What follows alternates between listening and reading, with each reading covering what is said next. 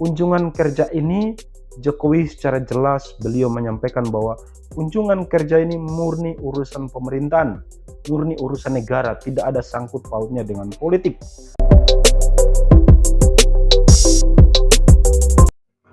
Hiruk pikuk politik dan pemerintahan saat ini kita diperlihatkan, kita dipertontonkan dengan berbagai macam peristiwa politik. Kita sebagai masyarakat ilmiah atau masyarakat terdidik tentunya memiliki peran penting, memiliki peran aktif untuk melihat demokrasi atau menjaga demokrasi agar demokrasi berasas pada substansinya, yaitu memberikan kesejahteraan bagi semua masyarakat Indonesia, yang dimana kita dalam dunia demokrasi ini, kita semua harus berdaulat dalam berbagai macam kebutuhan kita, baik masalah ekonomi, hukum, politik, dan lain sebagainya. Persoalan politik yang saat ini menghiasi dunia demokrasi, yang dimana ada berbagai macam fenomena. Saya mencoba untuk melihat, menganalisis salah satu peristiwa pada saat kunjungan Presiden Joko Widodo di Kecamatan Bululawang, Kabupaten Malang. Kunjungan kerja Presiden Jokowi di Kabupaten Malang tujuannya di PT Pindad. PT Pindad ini salah satu perusahaan badan usaha milik negara yang bergerak di bidang produksi alutsista. Jadi kunjungan kerja Presiden ini tentunya membawa dua menteri terkait, yaitu Menteri Pertahanan yaitu Prabowo Subianto dan Menteri BUMN yaitu Pak Erick Thohir. Kunjungan kerja ini Jokowi secara jelas beliau menyampaikan bahwa kunjungan kerja ini murni urusan pemerintahan, murni urusan negara, tidak ada sangkut pautnya dengan politik. Tetapi yang terjadi saat ini bagaimana publik diperlihatkan dengan berbagai macam propaganda, isu, dan lain sebagainya, baik di media massa, di media sosial, yang dimana ada sebuah kejadian, yaitu Prabowo Subianto sebagai Menteri Pertahanan, beliau menyetir Pak Jokowi, Ibu Iriana, dan Pak Erick Thohir dalam satu mobil. Pada saat kunjungan itu, ada lagi asumsi-asumsi politik, ada lagi spekulasi-spekulasi politik yang dimana digiring bahwa pada saat satu mobil Prabowo dengan Jokowi itu tandanya dukungan Jokowi terhadap Prabowo. Lagi-lagi kita melihat, kita sebagai masyarakat ilmiah tentunya melihat bahwa ya hal-hal yang seperti itu yang mengakibatkan demokrasi kita tidak produktif.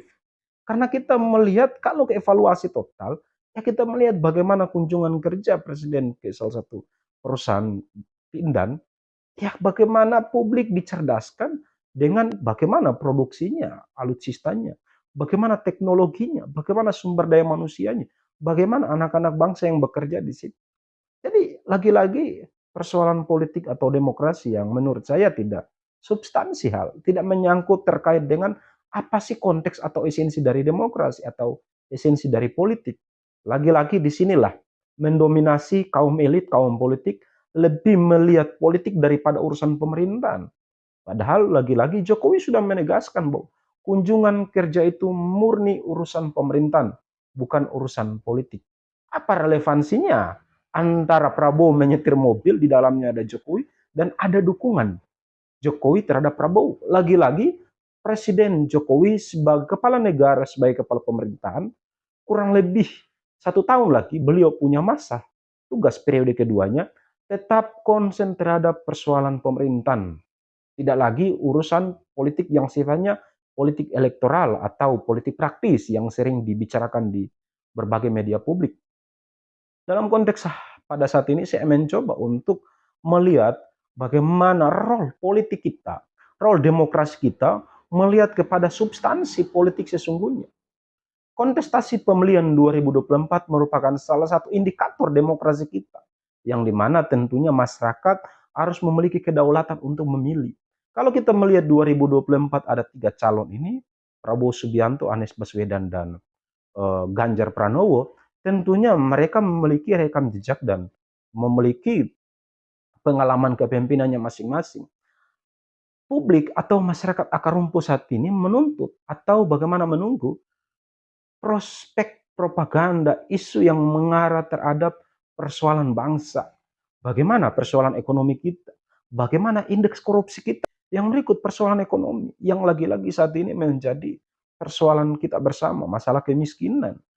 persoalan ekonomi global dan ekonomi nasional, dan juga sampai wilayah-wilayah daerah yang juga saat ini terjerat persoalan masalah ekonomi dan lain sebagainya.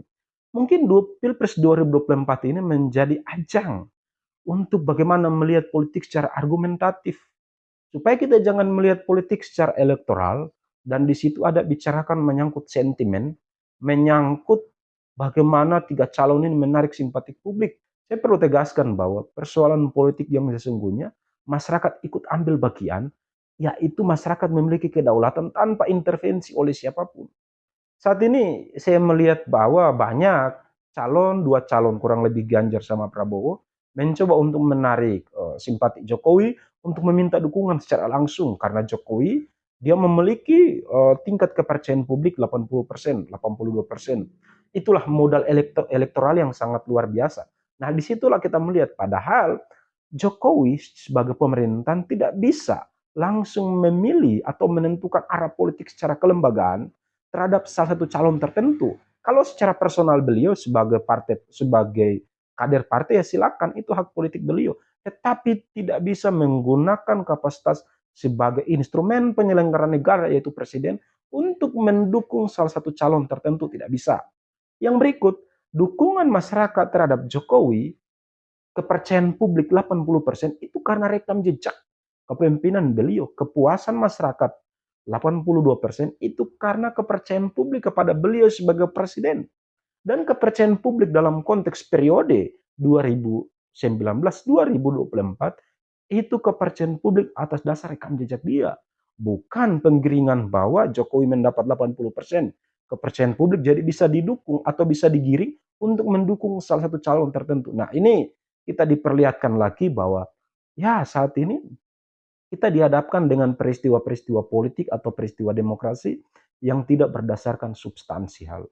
Oleh karena itu, dalam dunia demokrasi saat ini seharusnya masyarakat dihadapkan atau masyarakat diberikan pencerahan dengan berbagai macam peristiwa, dengan berbagai macam persoalan politik ekonomi yang saat ini melandai kita, untuk menjadi ajang, untuk menjadi argumentasi, untuk menjadi bahan bagi para tim pemenang atau dalam hal ini tiga capres ini untuk bicarakan konteks bagaimana negara ke depan seperti apa, bagaimana program berkelanjutannya, bagaimana.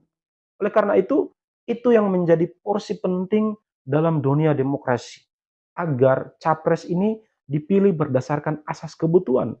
Mereka dipilih karena atas argumentasi pikir, ya. Mereka harus mencari simpatik rakyat melalui rekam jejak, melalui visi yang mereka gagas. Agar apa? Rakyat memilih secara cerdas.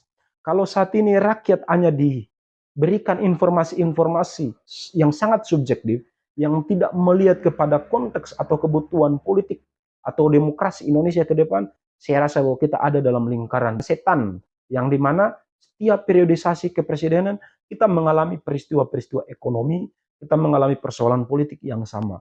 Oleh karena itu, kita cerdaskan masyarakat, karena rakyat cerdas bisa melahirkan pemimpin yang cerdas.